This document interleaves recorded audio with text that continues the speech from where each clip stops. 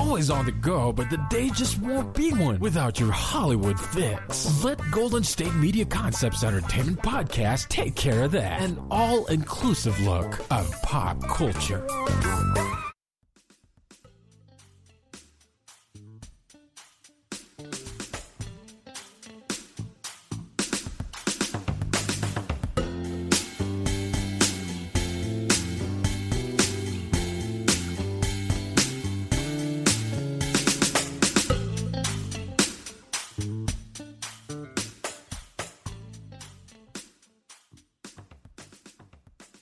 Thank you for tuning in to the GSMC Entertainment Podcast, brought to you by the GSMC Podcast Network. I am your host, Jessica, and I am here to spill all of the entertainment tea that you just need to know right now. And I am coming to you from a very dreary, gloomy day here in Pennsylvania. It is just so gross outside. It's like spitting rain. It's just not a gorgeous day. All I wanted when I woke up this morning was just to stay in bed all day, read a book, watch some TV, and just enjoy every second of a lazy Monday. But I cannot do that. I have a responsibility to you and to the podcast. So here I am. And plus, I can't really complain too much because I had a lovely weekend, like one of the best weekends I've had in a very long time. And I'm going to tell you what I did. I did absolutely nothing. This was the first weekend, and especially the first Sunday in about 7 weeks that we did not have to go anywhere. You see, my Nana is not doing well, so every week we go and we do family dinners, and I hang out with my parents, and we watch Nana, and it's this whole thing, and it's been very nice, of course. I love every second of being with my family. I'm very fortunate to have them. But like they live 45 minutes away, and it really takes a toll, especially when it's every single Sunday. It's just, so to have a day where we didn't have to get in the car and get the dogs and like go over, and you just lose the whole day when you can be so productive.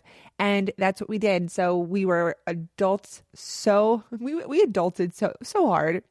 We actually signed up for a Sam's Club membership, and we went to Sam's Club, and that is what we did on a Sunday. I tried to convince my husband to go to Floor and Decor and really round out our Sunday experience, but no, we just came home. We cleaned the fridge. Like, we did all of the things that I guess adults do. Like, this is what I have looked forward to my entire life. Like, when I'm a kid saying, oh, I can't wait to be an adult, I did not realize that what I was asking for was a free Sunday to go to Sam's Club and clean a refrigerator. But here I am. Like, I can't believe it. But it was beautiful. It was like the perfect Sunday. And I guess maybe I'm just like so exhausted from all of that. And that's also why I wanted to stay in bed all day. Another thing that we did this weekend that's super fun is we've been rewatching Stranger Things. I absolutely love this series on Netflix. I mean, I don't know if you've ever heard of that show. It's like this little show on Netflix. It is so good. I love rewatching it. We watch it every Halloween, whether it's a new season that came out or we're just like catching up. And I absolutely am obsessed. Every time we watch it, I'm more and more obsessed with Steve the Hare Harrington. He is probably my favorite character because his like character arc and how he starts in the first season to where we see him in the third season. They're two totally different people, and they do such a good job of like how he developed into who he is now. And I cannot wait for the fourth season to see what they do with him. Absolutely love him. And another random thing, and I don't know why I feel the need to talk about it on this podcast. And like, I'm a millennial, like through and through, and I am obsessed with BuzzFeed, as I think most millennials are. And I was on BuzzFeed and I saw this quiz because when I'm a little bored, I like to take these silly quizzes. And someone like wrote like, if you've eaten like 20 out of these 26 pasta shapes, then you're officially a foodie. So I was like, I like to consider myself a foodie, and I'm Italian. So I have had my fair share of pasta my entire life. So I decided to like take this quote quiz, and not for nothing, but all you had to do was just go down a list of 26 pastas and literally just like check off what you ate. And that is it. All I'm saying is I want that job. Whoever made that quiz, and I use the term quiz very, very loosely, I want your job. How did you get your job? Like, that was the silliest thing I've ever done, but I loved every single second of it for some reason. Like, why? Why did I love it so much? Why did I enjoy it so much? But here we are, and I'm talking about it because I loved it that much. I mean, this is what I do on like a rainy Monday when I'm procrastinating.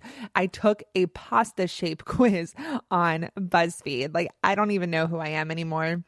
But anyway, guys, I am just ranting and I'm just ranting. Like, call me Kanye, right? Like, I am just talking about things that don't make sense. And speaking of Kanye, of course, I am going to be talking about him on today's episode. We're going to talk about him on the Joe Rogan podcast. And we're talking about literally everyone from Claire Crawley to Gene Simmons from Kiss. So we have a packed episode for you guys today. So I think it's time that we just dive right on in. Dive head first. We're done wasting time and I am done chatting. Here we go. First story of the day. We are going to start off with some reality TV news. So let's start with Claire Crawley. So she has been sending out a lot of hints lately that she was being forced out of being the Bachelorette while filming the show. So ever since the Bachelorette's premiere, ABC has really leaned into the rumors that Claire Crawley leaves the show after finding love early, seemingly with Dale Moss. I mean, if you've been watching the show, all 2 episodes so far, then you know that her and Dale have a chemistry. She is very open that she's incredibly attracted to him.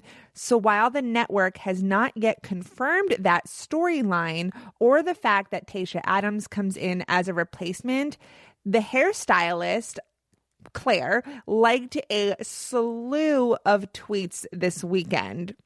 One fan tweeted, quote, "I really feel like they are giving her a bad edit, just my opinion. They are feeding into the narrative and the rumors and making it seem like it was Claire's decision that this ended, and I feel like that's not the case. They had Tayshia quarantined 9 days after Claire started filming. They wanted to remove Claire. I just don't think that's fair."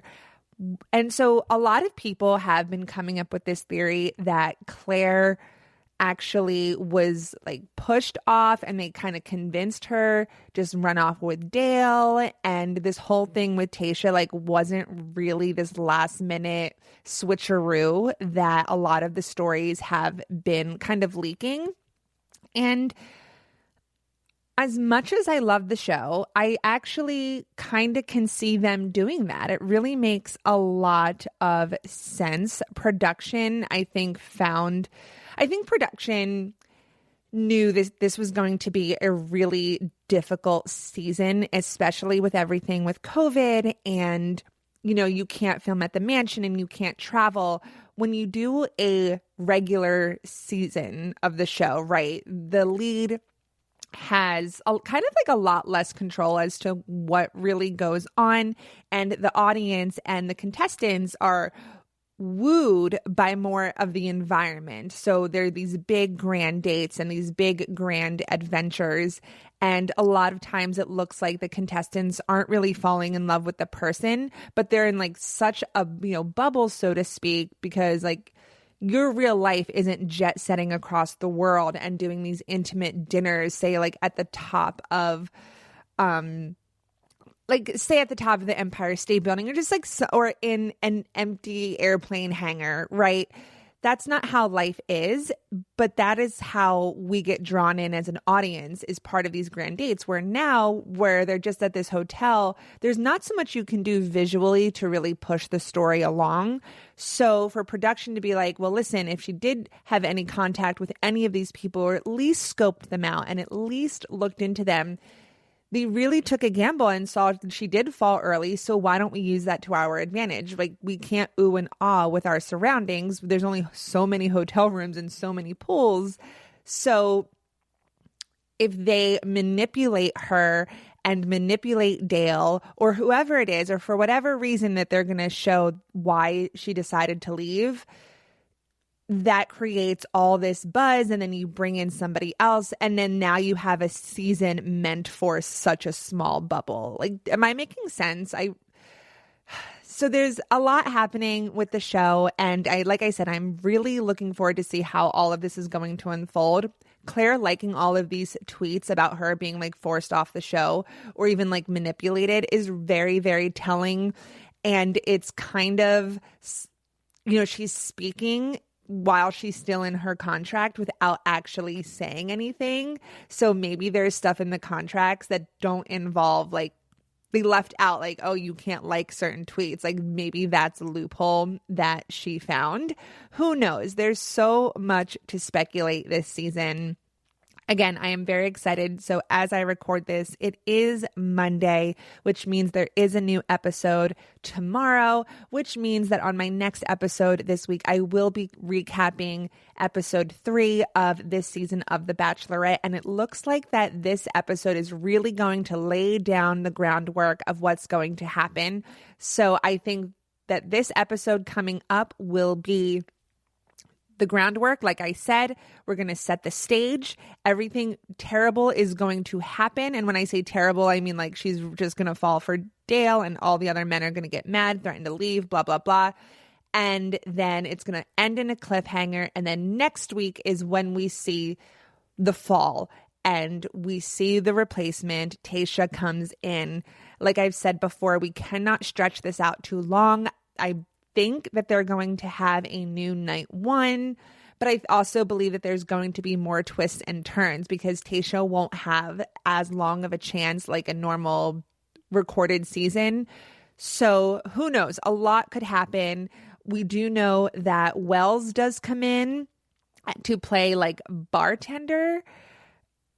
I wonder, now that I'm like thinking out loud, like Tayshia was there. There was Hannah, who Peter picked and then ended the engagement. And Ashley was there too. I'm wondering if is it going to be like a mini paradise? Like where, that would be really interesting. I don't know. I really have no idea. There's so much up in the air of what could happen. So I'm going to stop speculating now. I'm going to kind of center my thoughts and give them after I see this week's episode. And speaking of The Bachelor, let's talk about Adele real quick. So Adele was on SNL and I did not watch it. I am not a big fan of Saturday Night Live. It's just like on way too late, usually on a Saturday night. I mean, I'm so boring by the time it comes on, especially lately. I am kind of in bed. I'm winding down. I used to watch it like when I worked and when I bartended because by the time I got off work, that's when Saturday Night Live was on. So I would like go to the bar, grab a beer, grab some wings, like, and watch it on a TV, like at a bar. And that was always really fun. But right now I'm not watching it. But there was a lot of talk about Adele's sketch. She did one like a Bachelorette spoof. And so I watched it. Everyone was talking about it. Everyone said how good it was. Even Chris Harrison tweeted about it. So of course I had to watch it. And it was okay. Like I have seen much funnier skits on SNL, but it was cute. Like I liked the chyrons. They were really, really funny. Like people's jobs and their names and like where they were from. Pretty hysterical. Adele playing Adele on The Bachelor was very funny. And they used it as a way for her to sing, and she sang all of her hits as it pertained to a situation on the show. So it was very cute, very clever. She did a great job. She has excellent comedic timing. I just think the sketch just could have been written a little bit better.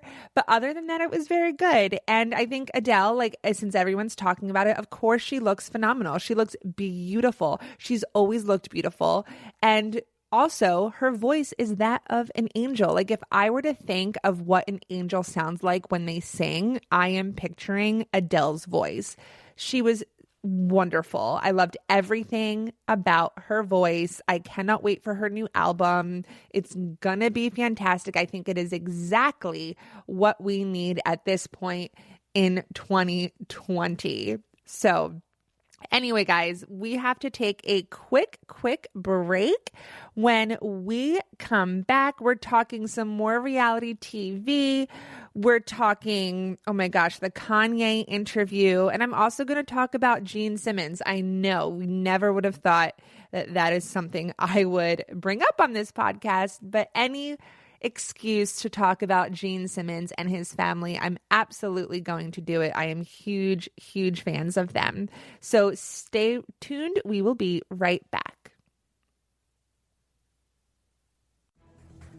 Want to find out what movies to go see? Then check out the GSMC Movie Podcast. It's your ticket to the latest movies, whether it's a new blockbuster event, romantic, comedy, or action flick. This show has got it all covered. They talk some what to go see now, don't bother, what's hot on Netflix, and everything in between. That's GSMCpodcast.com/movie-podcast. When it's all about the movies, it has to be this new show. Don't forget to like them on Facebook and follow them on Twitter. Visit GSMCpodcast.com for more info.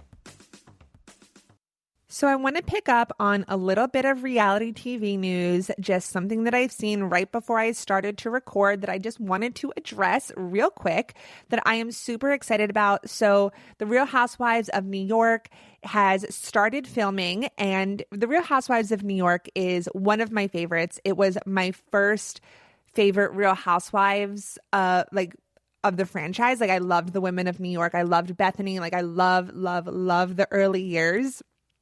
I mean, it really set the stage to me of what I expect out of reality television. Anyway, so they started filming the new season. Of course, Bethany is not in, but we do have like our new cast members such as Ebony Williams. So she confirmed that she was going to be on the show. She's going to be the first Black housewife of New York City. So I'm very excited to see that and what she brings to the table. But one thing that I'm really excited about, and only because I have there's a history, but I'm really excited. It looks like Heather Thompson is back as a housewife and not friend of housewife. And I am so excited. Heather Thompson, she had the Yummy collection of shapewear. So I'm really excited to see where she is. I think she sold it. I could be wrong, but I'm really excited to see where she is in her life. I want to see her relationship with Sonia Morgan. I think she's such a great housewife. She was so down to earth. She was so level-headed. So I'm excited for her to be back. I was just really excited when I saw that she was coming back and that she was filming. Like, it just made my day. So that is, my small little opinion on the Real Housewives of New York. So now let's kind of get into the meat and potatoes of this section. And I'm going to try to talk very briefly about the Kanye West interview with Joe Rogan.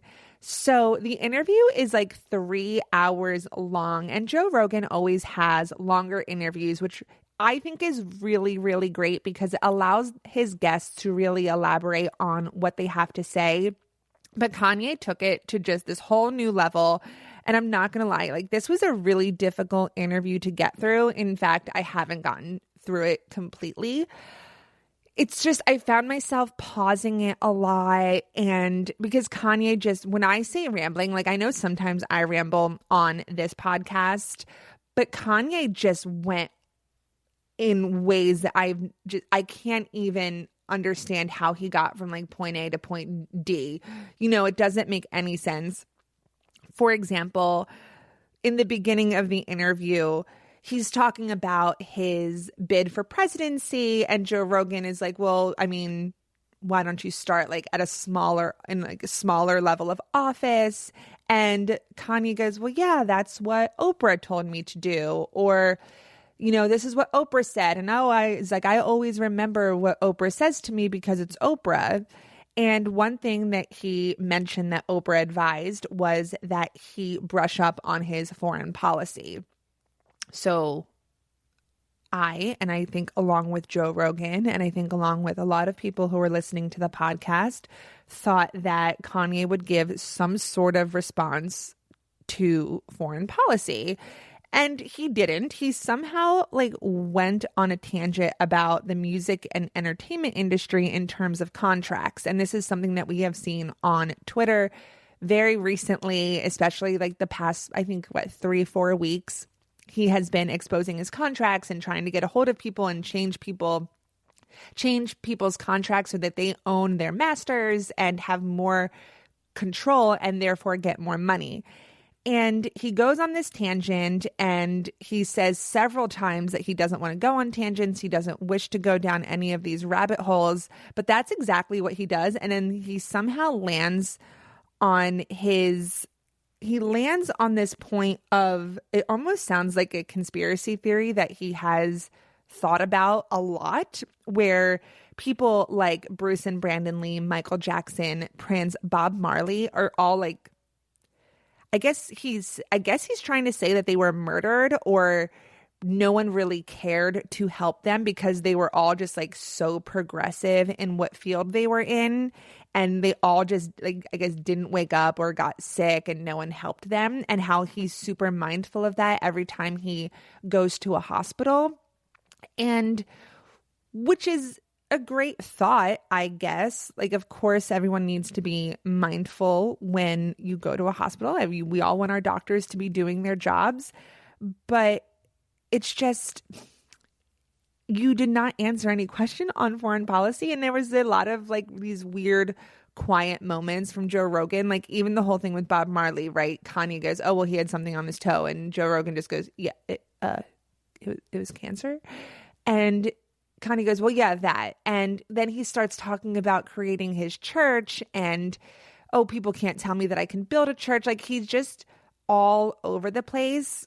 And this all reminds me of, and you're going to think I'm crazy, but this all reminds me of the movie That Thing You Do. Now, hear me out. There is this point, when I would hear people talk about oh, how smart Kanye is, this scene in That Thing You Do always pops into my head. So go watch the movie if you haven't. It's very, very good. It's an easy watch. But there's this point in the movie where Faye is talking about her boyfriend, Jimmy. And Jimmy's really upset and he storms out. And they're musicians, right? He storms out. And she goes, well, here's the thing about Jimmy. He's just so smart. And, he just scored so high. He has such a high IQ. And that's why he is the way he is. But it really turned out that Jimmy is just a selfish egomaniac where it's his way or no way. And that's what this interview and what this is what Kanye reminds me of. He reminds me of Jimmy from That Thing You Do. And it's not a good look. And he just needs a second to gather his thoughts before coming on a podcast. If you're going to answer something about foreign policy, answer the question about foreign policy. Don't go, I don't understand how your contracts for the music industry and how you have, quote, $5 billion, but you only make $3 million a year. I don't understand. I have to finish listening to the interview. But it's very difficult to get through. I had to pause it so many times. I cannot, because my brain I could not. And I started not even being able to focus on what he was saying. And that is such a disservice to Kanye and Joe Rogan. If I'm going to listen, I want to actively listen and hear what you have to say. So it's probably going to take me a week to get through that podcast. But hey, that means a lot of people are tuning in to that episode of the Joe Rogan podcast, which, good for him. The more listens, the better, right? Anyway, so moving on from Kanye, I thought it was a little fitting and a little dark of me to bring up Taylor Swift. So Taylor Swift's album Folklore becomes the first album to sell 1 million copies in 2020. Taylor Swift is, she came out with this album in the middle of quarantine, and it was just everything we all needed. What I think is interesting is it's been out for several weeks and it just sold 1 million copies. And I remember back in the day when an NSYNC album would come out, it would reach 1 million copies so quickly because that was the only way to actually consume music, was to go out and buy the CD. And that's just not the case anymore of people buying, say, an entire album. Even if you can purchase it, a lot of people don't get a whole album. They'll just download, say, singles. So I just think it's interesting how long it takes to get to 1 million copies in 2020. But I'm glad that she did. I think that Folklore was the perfect album that we all needed. We all needed something to match the weather that's going on outside today, rainy and gloomy, because we were all just wearing sweatpants, and we might all still be wearing sweatpants. I know I am. I am wearing sweatpants today. And it was just exactly what we needed. I think a lot of artists, pushed back the release dates for albums. Read the room. Now we don't need a dance pop album. And that is what Taylor did. She read the room. She gave us the album that we needed. And I think that's why it continues to do so well. No one wants a dance pop song where they can't even go to a bar and enjoy it. What am I supposed to do? Have a rave in my bedroom? Not as fun. Kind of sad at this point. It might have been fun the first week of quarantine, but now we're several months in and it's just not enjoyable anymore. I totally miss just getting up and going for a ride and be like, oh, let's stop at this place and just grab a drink and an appetizer. I miss that life so, so much. And I don't want to listen to music that brings me back to something that I cannot do. On my, for example, my Instagram, I hate scrolling through it because I follow so many Italian accounts, and I hate scrolling through because I see all of these beautiful pictures of Italy, and the fact that I cannot go, not because of any monetary reason, but because my passport means absolutely nothing. It just breaks my heart. I don't want to see it, and I don't want to be reminded of what I cannot have. I am at that point of depression when it comes to everything that is going on in 2020. I want all of this to be over, and I hope that it's over sooner rather than later for literally everybody's sake. I mean, the people who are depressed, the people who are sick, and the people dying. It's just so, so sad what is going on in this world. 2020, quite the year. All of our New Year's Eve parties of the Roaring 20s just did not age well. Did not age well. Anyway, guys, with that, we are going to take another quick commercial break. When we come back, we are talking about Gene Simmons and more. You're not going to want to miss it. Be right back. Tired of searching the vast jungle of podcasts? Now listen close and hear this out. There's a podcast network that covers just about everything that you've been searching. Hey! The Golden State Media Concepts Podcast Network is here. Nothing less than a podcast bliss with endless hours of podcast coverage. From news, sports, music, fashion, cooking, entertainment, fantasy, football, and so much more. So stop lurking around and go straight out to the Golden State Media Concepts Podcast Network. Guaranteed to fill that podcast itch. Whatever it may be. Visit us at www.gsmcpodcast.com. Follow us on Facebook and Twitter, and download us on iTunes, SoundCloud, and Google Play.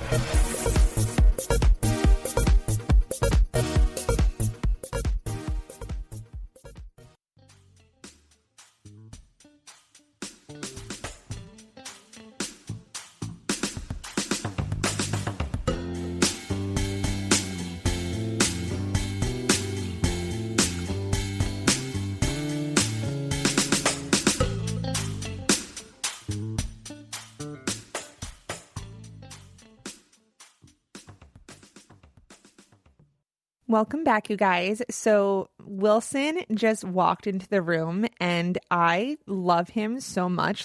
I cannot express the amount of love in my heart for this dog. It's unreal. I mean, they say like people who love like their pets like animals, like, oh my God, their pets like children. Like that is me with Wilson, obviously Nora and Francesco. But like Willie, I think it's because we adopted him as a senior. I just have this special kind of love in my heart for him because I don't know what kind of life he had for the majority of his life, his entire life. Like when we got him, they said he was 8 to 10 years old, and that was going on 3 years ago. So the fact that he could be like 11 plus years is just so heartbreaking to me. And I just want to love him every moment of my life. He's so cute. I wish you guys can see him. He just like curls up on the bed and he makes his little like noises, and it just melts my heart. Oh my God, Wilson. So you might hear him in the background. You know, I call him my co-host, and he has entered the chat. And I don't know if he's going to have any thoughts about this next story, quite like how I do, but I'm going to share it with you. We'll see if he decides to share his opinions as well. So rocker Gene Simmons is kissing his Beverly Hills property goodbye. See what I did there? So Gene Simmons and his family are leaving California. The Grammy-nominated Kiss co-founder has put his home of almost 40 years on the market for $22 million. This news comes just after 2 months after he listed another smaller, more modern home in Laurel Canyon area of Hollywood Hills for about $2.2 million. The reason for the sale is that Simmons is moving his family out of California. Quote, "I am moving our family to a state that is much more welcoming, Washington State. There's no income tax, no local and state taxes. Federal taxes are enough," he says. But he has high hopes for the next owner. He has high hopes that the next owner will enjoy the place as much as he did. Quote, "If you aren't a rock star, this house will damn well make you feel like one." Simmons and his wife, Shannon Tweed Simmons, purchased the property back in 1986 for $1.3 million. They have lived there for decades with their 2 children. So imagine, like, they bought for $1.3 million and they are selling it for $22 million. Guys, that is insane. And his children, Nick and Sophie, I am obsessed with them. Like, it's kind of unhealthy. So real quick, back to the house before I kind of get on my own Kanye tangent there. So according to property records, the couple renovated the property in 2000, and they've updated and expanded the mansion, which now resembles a European style estate. And anybody who watched Gene Simmons' Family Jewels know exactly what this house looks like, and it is absolutely gorgeous. I just found out that I can watch Gene Simmons' Family Jewels on Hulu, and my life has been better ever since then. The show came out like years ago, probably like maybe like 2007, maybe. Anyway, the show came out a very long time ago, back when pretty much every celebrity had a reality TV show, like every celebrity family. Obviously, there was Keeping Up with the Kardashians, and this one was just like one of many. It was a dime a dozen, but it was my favorite. It's absolutely scripted. If you just want something different to watch, go on Hulu and watch Gene Simmons' Family Jewels. It's very, very scripted. There's no way that it's not scripted, but in like the best way possible. There's no weird drama. Like, it's not drama driven like a lot of these shows are. Gene Simmons is actually sober. He does not drink, and it's weird to see like this rock star who had, especially back then, had this reputation of being this womanizer and like sleeping with all of these women. And he had a number and it was very, very high, and all these women wanted to sleep with him. But then you see all of these home videos, and he is just like such a sweet, good person.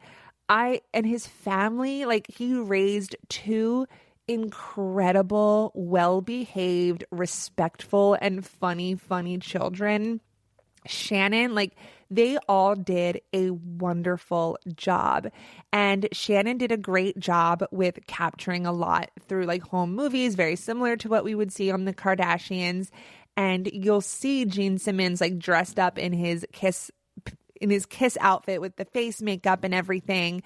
And you'll see like baby Nick or baby Sophie just like running around during like say like sound check or a rehearsal, and he'll like go over with his like platform shoes and just like bend down and just like love his children. And it's just so wholesome and so good and so funny. Like the interviews where they're sitting on the couch and kind of like narrating the show are always hysterical. The kids are always embarrassed about their parents. Like it's just so good. And they do like family events, and Gene wants to really push his children to succeed. There's an episode, I think, where they go to college for a night. Like it's just so wild. Like I said, very scripted, but in the best way possible.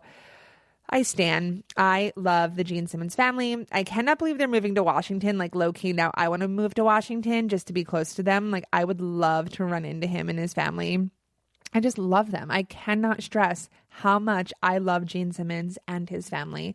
And I'm not even a Kiss fan. Like I don't listen to that type of music. I don't listen to a lot of music, frankly, and cannot tell you a lot about Kiss, but I can tell you that I love them. I love them so much, this family. I love them. So you're probably tired of hearing how much I love Gene Simmons. Next, in case you missed it, Mark Cuvis announced through Instagram that he is expecting his first child with girlfriend Aubrey Rainey. We all know Mark from Love is Blind. I feel like Love is Blind was just so long ago, but in reality, I believe it was 2020. Like this is what me and my coworkers all were talking about before everything changed. We were all obsessed with Love is Blind. That's all anyone could talk about. Well, so we all remember Mark. So Mark starred in the debut season, and he was connected to Jessica. And remember, Jessica kept saying like, well, I'm in my 30s. I'm 34. He's 24. I'm 34. He's 24. And he just like wanted so badly to be in this relationship and to get married and to have a baby. And then once the show ended and premiered, and I know it premiered like years later, 2 years I think it took for everything to really air. I mean, he was just a thirst monster. He was all over the place doing all of these interviews, just like really in the media and in the spotlight. So sometimes it's hard to tell, is he the thirst monster that we knew, or is he really like this young guy who just wanted to get married and have babies? A part of me thinks that he really is this young guy who wants to get married and have babies, because that's what's happening right now. And he seems so overjoyed, blessed beyond measure. It's just, I'm happy for him. I'm here to say that I am absolutely thrilled for him. I think his days of being a thirst monster were simply because of the fame that came with the delayed premiere of the show. So kind of like you film the show and then it's done. Everything's kind of like out of sight, out of mind. You're not really thinking about it. You're not in that world every single day. And then it finally premieres on Netflix, and it's all anyone could talk about. Like, you were the subject of every conversation in every workplace. So of course that's going to go to your head a little bit. Of course it is. And I do not fault him. And I'm sure it went to other people's heads too. Mark, however, it was because of his relationship with Jessica. He was such a character, and so because you were such a character and you had such a crazy storyline, of course you're going to be like one of the biggest topics of conversation. So I can't really fault him for being thirsty. He was just living. And now, though, it seems like he's actually living his very, very best life. So I'm wishing him nothing but the best when it comes to being a father. It cannot be easy, especially during this time. Sounds like another little quarantine bebe. Super, super cute. And finally, Hilary Duff is also expecting. She is pregnant with her third child. She says, LOL, quarantine was fun. Hilary Duff's husband, Matthew Coma, said in announcing the couple's pregnancy, We are growing, mostly me, Duff wrote on her post. They shared matching boomerangs with their own captions. This will be Duff's third child. She shares 2-year-old daughter Banks with Coma and 8-year-old son Luca with her ex-husband Mike Comrie.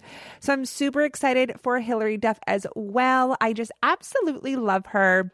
She really made the transition from a child star into adulthood very, very well. She never got involved in too much scandal. She just seems like she's such a sweet mom. And like I said, I'm really looking forward. I hope that they can do a Lizzie McGuire reboot.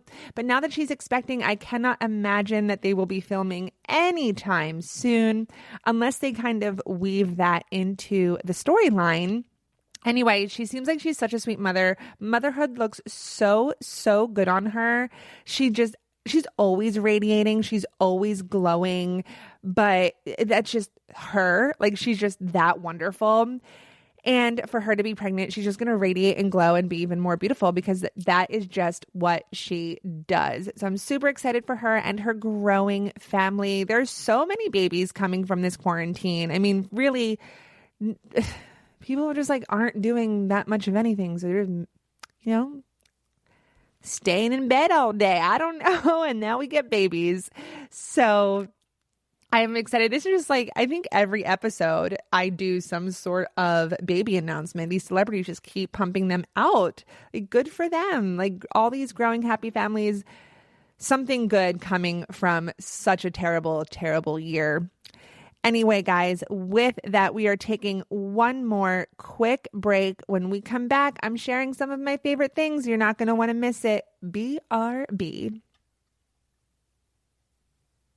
Golden State Media Concepts bring you Book Review Podcast, a haven for bookworms of all ages and the widest genres, from mystery to memoirs, romance to comedy, fantasy to sci-fi. If you love to read, this is a podcast for you. It's the Golden State Media Concepts Book Review Podcast.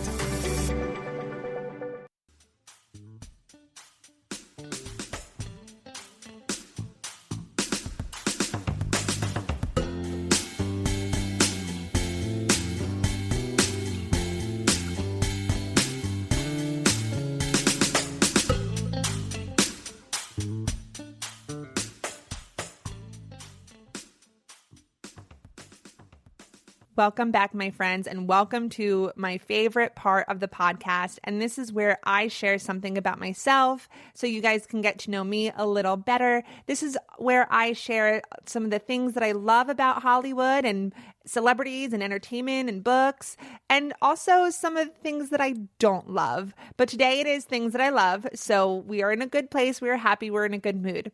So I took a BuzzFeed quiz that told me what book I should read next. The title is A Cuban Girl's Guide to Tea and Tomorrow by Laura Taylor Namey. It sounds like a bit of a teen rom-com, but listen, I will take any book about travel since I can't go anywhere right now. So if I'm being totally honest with you guys, I originally was going to make a list of movies that inspire wanderlust. But then when I really started thinking about it and really looking at the movies that I would have chosen, I got really sick to my stomach. There's a travel ban in place and I have no idea when it's going to be lifted. I want nothing more than to go to Italy right now and to sit here and talk about travel movies and like talk to you about Under the Tuscan Sun, which would have been on the list. Just makes me sick because I can't go. I can't experience that. And no, I don't want to watch other people do it because I'm bitter and I'm angry. So instead, I decided to share some of my favorite books that turned into movies. So this is in no particular order because I love them all. This is definitely a stream of consciousness kind of thing that I was thinking about. So it might actually go from my favorite to least favorite because I listed it as these were the first things that came to my mind. So the first thing that came to mind that I absolutely love is Fight Club. So this 1999 American film directed by David Fincher and starring Brad Pitt, Edward Norton, and Helena Bonham Carter is based on the 1996 novel of the same name by Chuck Palahniuk. So Edward Norton plays an unnamed narrator who is disconnected with his white-collar job. So he forms a fight club with a soap salesman who is Tyler Durden, played by Brad Pitt, and becomes like embroiled in this relationship. And then he gets together with this destitute woman, Marla Singer, played by Bonham Carter.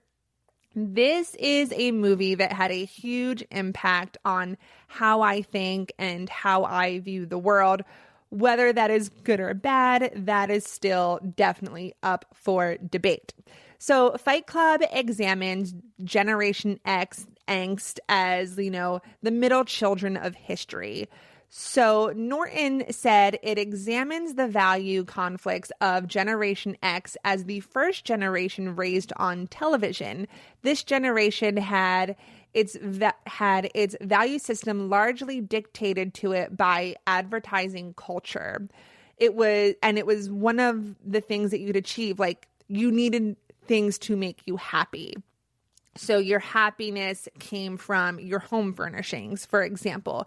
Your happiness came from the car that you drive and the clothes that you wear.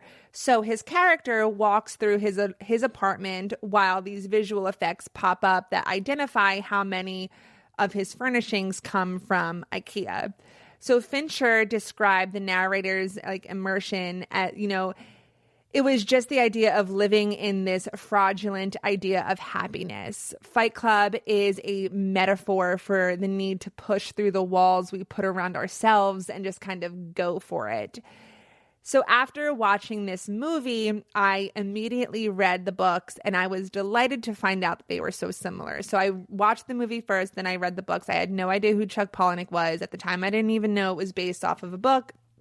I read the book and I was just delighted to find that the two were so similar. Oftentimes, one is generally better than the other. For the main difference that I found between the book and the movie is the book had much more specific cultural references, for example, using actual titles of magazines, where the movie just legally could not do that. And that was really it. Other than that, a lot of stuff was true to the book, and I ended up loving the book so much and loving Chuck Palahniuk that I went out and bought a bunch of his other books and kind of kept up when he had new books coming out. He writes in what he refers to as a minimalistic approach. So his writings include a limited vocabulary and short sentences to mimic the way that the average person who is telling a story would speak, which I think is really interesting. So it makes reading his books very, very simple. The sentences are very logical. Other books of his that I love that you should read are Survivor, Invisible Monsters, which is a wild, wild ride, Choke, Lullaby, and Diary. So his later stuff are kind of these takes on horror stories, but these books really examine human nature, and they're fascinating, fascinating reads. Like I said, it really shaped how I think and how I view the world, which is a little disturbing, but kind of realistic, I guess. So next on the list, and the second thing to come to my mind as a favorite, is The Green Mile. So this is another gem from 1999. This is essentially a fantasy drama film written and directed by Frank Darabont, who also did The Shawshank Redemption, and it's based on Stephen King's novel of the same name. It stars Tom Hanks as a death row corrections officer during the Great Depression who witnesses supernatural events that occur after an enigmatic inmate is brought to his facility, played by Michael Clark Duncan. I have read a few Stephen King novels that were made into movies. Another favorite of mine is Firestarter, which stars an 8-year-old Drew Barrymore, if you could believe it. But the reason I ultimately chose The Green Mile is because of the book. So rather than releasing one novel, The Green Mile is a serial novel. At least that's how it was originally published. So it was published in 6 low-priced paperback volumes. So the first, which was subtitled The Two Dead Girls, was published on March 28th, 1996, and new volumes following monthly until the final volume, Coffee on the Mile, was released on August 29th of 96. So the novel was republished as a single paperback book in 97, and then in 2000, the book was published, had its first hardcover edition. So again, this movie is very true to the book. I love any movie with Tom Hanks in it. That's just the way it is. It tugs at my heartstrings. It's super compelling. It's a really fun story to get sucked into. If you have seen the movie, but you haven't read the book, I suggest that you do so, but I suggest trying to get your hands on the installments rather than the entire book. It really adds to the reading experience. They don't really publish books like this anymore. It was a really old school way of doing it, and that was kind of fun. And I read it by going to the library and renting out each small book individually. So you can do it that way, or I'm sure they have it on Amazon and you can get the smaller series. Next is Trainspotting. Now, the only reason that I watched this movie as a teenager is because my crush, Ewan McGregor, is in it. And as you know, I love Ewan McGregor. So Trainspotting is a 1996 British black comedy crime film directed by Danny Boyle, and it stars Ewan McGregor, Ewan Bremer, Johnny Lee Miller, Kevin McKidd, Robert Carlyle, and Kelly MacDonald as her debut. This is based on the 1993 novel of the same name by Irvine Welsh. The film was released in the UK of 96. The Academy Award nominated screenplay is by John Hodge, and it follows a group of heroin addicts in an economically depressed area of Edinburgh, and it's their passage through life. So beyond drug addiction, other themes of the film include an exploration of the urban poverty and squalor in Edinburgh. This was another instance of, I watched the movie, now it's time to go read the book. Now, the book is structured very differently than the movie. So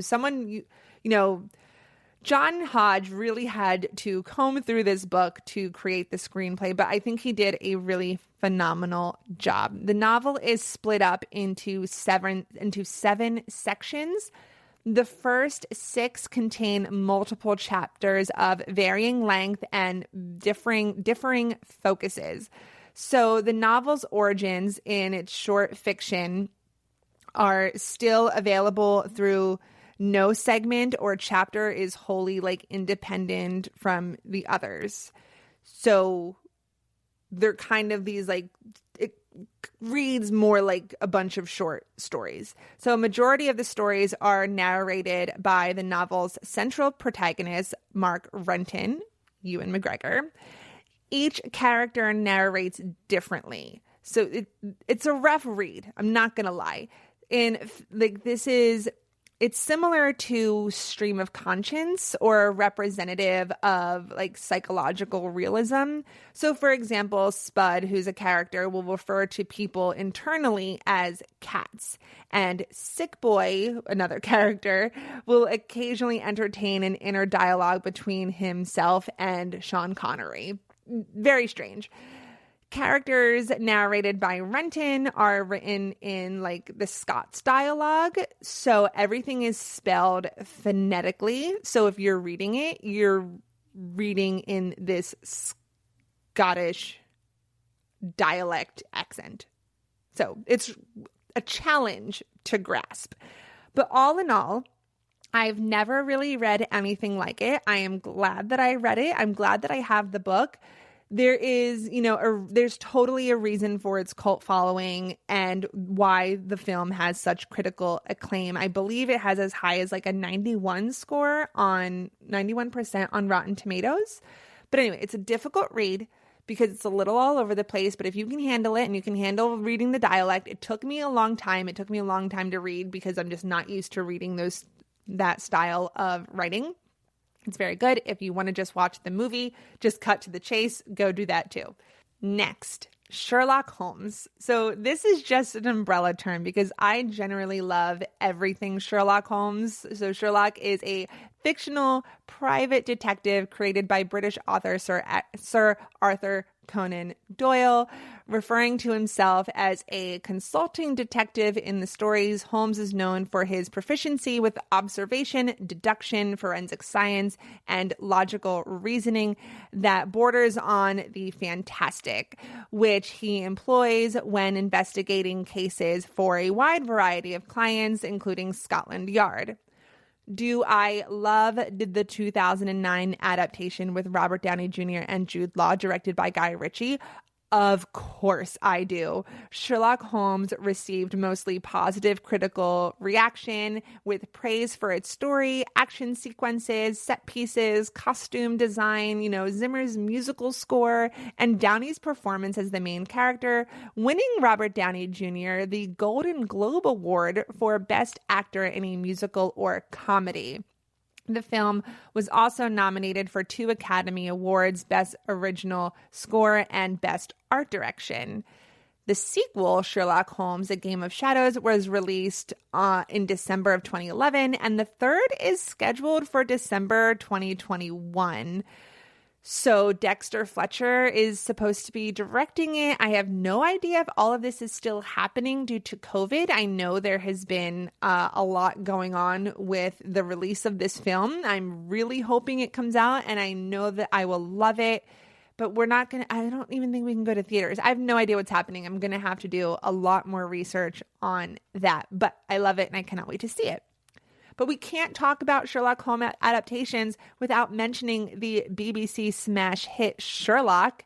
The British crime television series is obviously based on the detective stories. Created by Stephen Moffat and Mark Gatiss, it stars Benedict Cumberbatch as Sherlock Holmes and Martin Freeman as Dr. John Watson. If you haven't watched the series, check it out on Netflix. It's all there for you. It was released in 4 series or seasons, and each consists of 3 episodes. But fear not, each episode is an hour and a half long. I first watched the series in college, and one night before bed, I was like, oh, you know what? I hear this is good. I'm going to put it on. And I put it on my laptop, and I didn't pay any attention to how long the episode was. And I was hooked, and I stayed up super late, and I watched all of it, and it was absolutely incredible. When I say hooked, I mean hooked.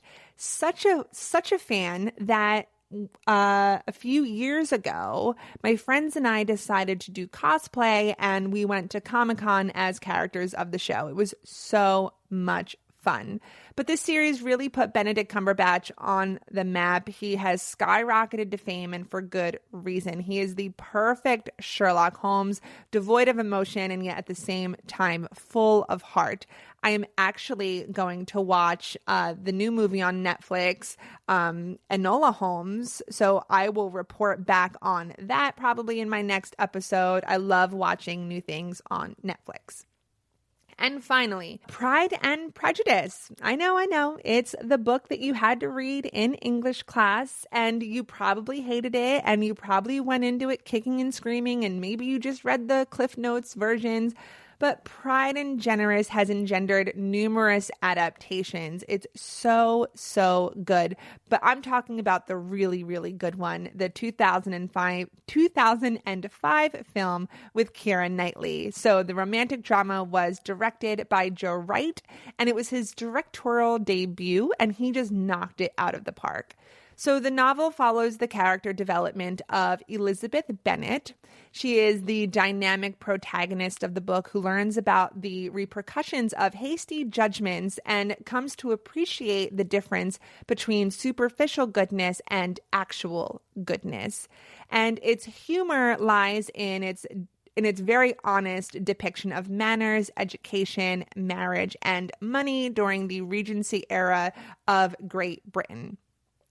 So the screenwriter, Deborah, I'm going to butcher this last name, and I just learned how to say it before this. Screenwriter Deborah Mogak initially attempted to make her script as faithful to the novel as possible, writing from Elizabeth's perspective while preserving much of the original dialogue. So Wright, who was directing his first feature film, he encouraged greater deviation from the text. So that included changing the dynamics within the Bennet family. Wright and Deborah set the film in an earlier period and avoided depicting a perfectly clean Regency world. So instead, they presented a muddy hem version of the time.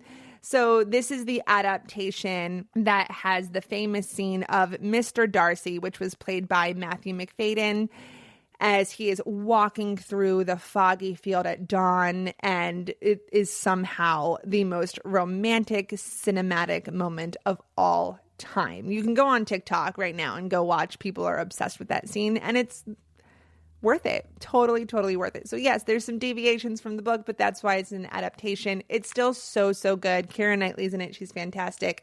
She really draws the audience in, but then Matthew Macfadyen keeps us in. So guys, that is it. I need to wrap up. Until next time, guys, I'm Jessica, and thank you for listening to the GSMC Entertainment Podcast, brought to you by the GSMC Podcast Network. I would like to ask you to please, please, please remember to subscribe to the show and write a beautiful, glowing review. You know, that really helps me out. That really helps us out. And if you could please follow us on Facebook, Twitter, and Instagram, I would really, really appreciate it, guys. Thank you so much. Have a great morning, noon, night, afternoon, day, whenever you are listening to this podcast. I will see you next time. Bye-bye. You've been listening to the Golden State Media Concepts Entertainment Podcast, part of the Golden State Media Concepts Podcast Network. You can find this show and others like it at www.gsmcpodcast.com. Download our podcast on iTunes, Stitcher, SoundCloud, and Google Play. Just type in GSMC to find all the shows from the Golden State Media Concepts Podcast Network. From movies to music, from sports to entertainment, and even weird news. You can also follow us on Twitter and on Facebook. Thank you, and we hope you have enjoyed today's program.